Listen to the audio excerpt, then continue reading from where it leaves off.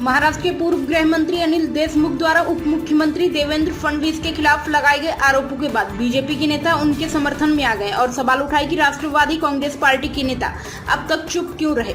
देशमुख ने हाल ही में दावा किया था कि फडणवीस जब नेता प्रतिपक्ष थे तो उन्होंने तत्कालीन मुख्यमंत्री उद्धव ठाकरे, कैबिनेट मंत्री आदित्य ठाकरे और यहां तक कि पूर्ववर्ती महाविकास आघाड़ी सरकार में उप मुख्यमंत्री रहे अजीत पवार के खिलाफ हलफनामे पर हस्ताक्षर करने के लिए उन पर दबाव बनाने की कोशिश की थी।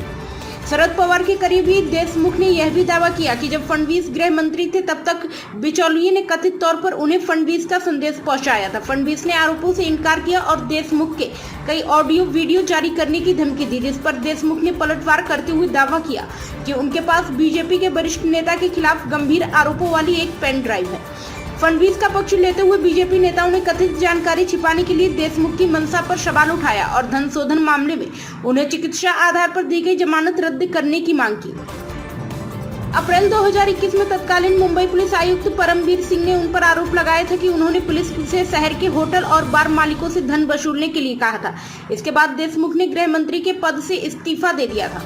हालांकि देशमुख के बेटे सलिल देशमुख ने दावा किया कि उनके पिता को जमानत इसलिए दी गई क्योंकि धन शोधन मामले में उनके खिलाफ कोई सबूत नहीं था।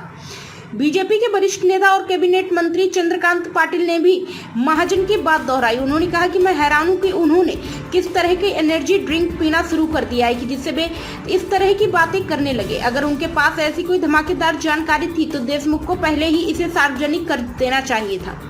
नवनिर्वाचित विधान पार्षद सदाभाऊ खोत ने कहा कि देशमुख ने सत्ता में रहते हुए मामला क्यों नहीं दर्ज कराया। खोत ने कहा कि देशमुख के दावों के अनुसार फडणवीस की ओर से एक व्यक्ति ने उनसे कई बार मुलाकात की। अगर वह कुछ गलत कर रहे थे तो देशमुख को उनके खिलाफ मामला दर्ज कराना चाहिए था।